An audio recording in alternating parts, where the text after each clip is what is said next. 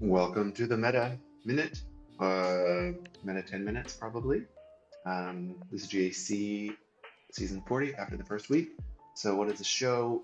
We try and very quickly, in less than 10 minutes, go over some things that I think are very important that will influence a lot in week 2 and week 3, and before you set your defense, hopefully, depending on when you watch this. So, oh, by the way, QA has been back for a month or so, making some great videos again. That's what we're watching in the background here. Splitting this into two parts, we have units and then we have datacrons. They're going to overlap a little bit. I will definitely ramble as I speak and I connect the different points together. So let's go and get started.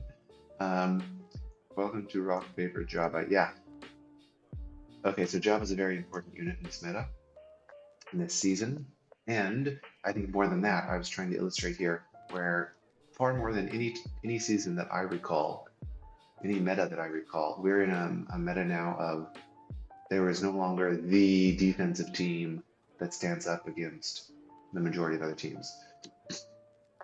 There are a number of strong defensive teams, but every single one of them has at least one, and in most cases, two or three counters that beat them with 90% chance of success. And it's not just looking at 3 records or something like that. Sorry, I have a bit of a cold. So, what does that actually mean for your planning? I mean, scouting is a little bit back on the menu. Not necessarily the type of scouting that you may be familiar with in the past, where you look at units mods or check to see if they have some particular unit. It's more importantly, I think you're looking at two things. Sort of, do they tend to place defense or offense? Heavy defense or heavy offense? Like what playstyle do they have? And are there any units that they have that you don't, or vice versa? That's what's important, because that's really what influences the majority of you winning and losing. Datacrons do play some role.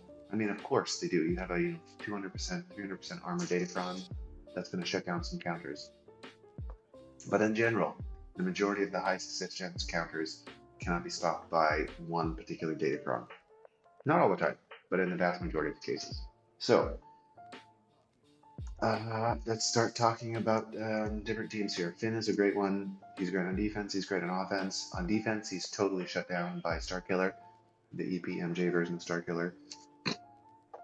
Excuse me, sorry. With the exception of when the Rose Omicron, yeah, Rose Omicron, when she's in the team, Starkiller is like 60-70% chance success. So that's a variable there. Still a great option. You can also kill it with Afra. Yeah, Afra is actually still a great character. Not only just on offense, but on defense. You have to play it a little bit different. The team is different now. You usually want Darth Vader in there when it's on offense. On defense, the shorty droid setup with the datacron is pretty good. But there's also other ones. I mean, remember, Afra still goes first. So if there's a pre-taunt in the way and the opponent's team can't hit Afra immediately, she's very durable. She can be quite tanky. Especially here's a case where having a high armor datacron or high resistance penetration or resistance, but usually armor is better. Datacron can be very good. Afra also kills Java on defense. You have to play it well, and you have to make sure that you do the fourth crush with Vader before you call Boosh, because you get all the extra offense from inflicting debuffs. So like if you have blind or something, you have to basic to get rid of the blind. Because Vader's basic is only irresistible by rebels or Jedis, so they're not on the job team. There's some little technical things in a number of these counters. They're not like auto or button matching counters, but still not that complicated and very doable without crazy mods or datacrons. He's also great on defense. She is hard to beat on defense depending on what you have available. There's not that many options. GLs do it for sure. CLS is pretty decent against most setups, with the true PODC, of course. But there's not a lot of other stuff, honestly. She's just very strong defensive option. But then you don't have her for offense if your opponent plays his Java on defense. But why would you place Java on defense when you need Finn? Or you can two-shot it with like Marin Night Sisters and Troopers or Mon Mothma or some other cheap team. But then if they use Finn for offense, they don't have their Finn on defense. Do you see what I'm saying about the rock, paper, scissors thing? And I think Java is sort of like where you start from. peel away the layers after you choose what to do with your Java. Talking about Star Killer, are also great against like virtually all Ray teams. With Mara Jade level 9, we're at 5 minutes already, my goodness. With Mara Jade level 9, very powerful against all Ray teams, but then you can't use Star Killer against Finn. Again, big question. The Ufu level 6 is also great. Fantastic, fantastic level 6. Rare, but really, really good. As you saw just there, Inquisitor's third sister, Riva, versus Java works. Mostly a DPS check, so you have to have good mods. Don't use the Ufu level 6, 100% damage, that's just for the defense. Use the level 3, 5% stacking. You need that over the long fight so you don't time out, which that fight almost did. Boba, fantastic counter to Lord Vader.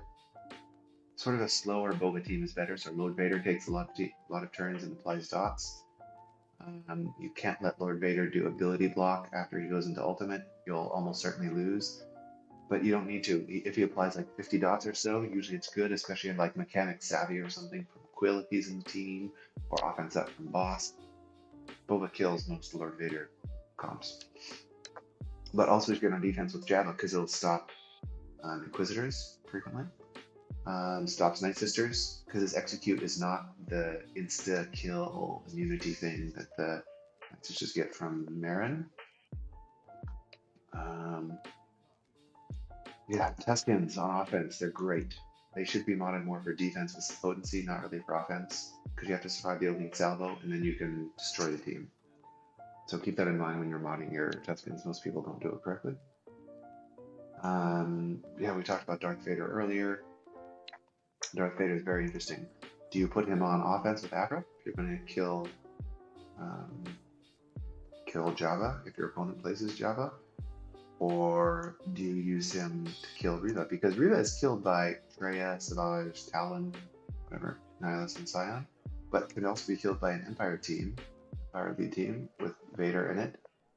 Way cheaper team, much more mod Datacron specific, but way cheaper. So where do you use your Darth Vader, and where are they going to put their Riva? Are they going to put it on defense or not? It's fascinating. Really, rock paper scissors. Datacrons.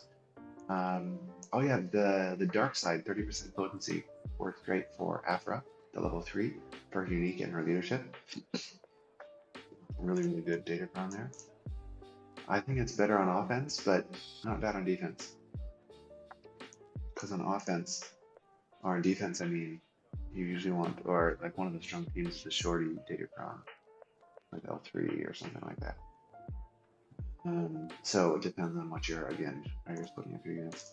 Ray with the 5% offense, level 3, fantastic. It's a great level 3 overall for dark side and light side. One of the better Datacrons we've had in a while. I like it.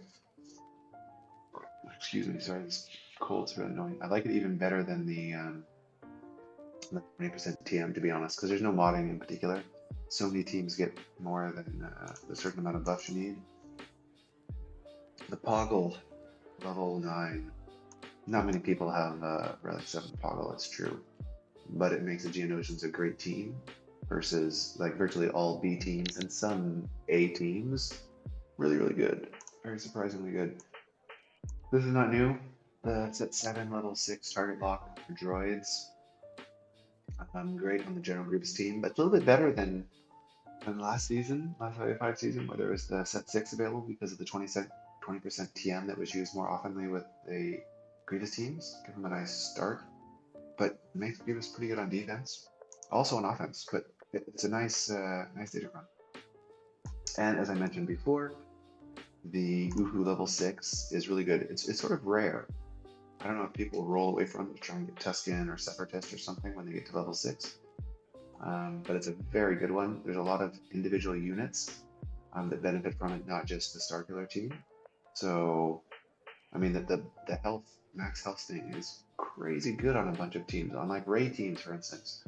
Yeah, stack up her max health like crazy, makes her even more annoying to kill. So with that, I think I'll finish under 10 minutes, barely. Thanks for watching, listening. Hope it's helped a little bit. Love any comments, improvements you have. I'd love to know how I can make this better, more useful. Good luck in week 2 and week 3. cheers. Happy hunting.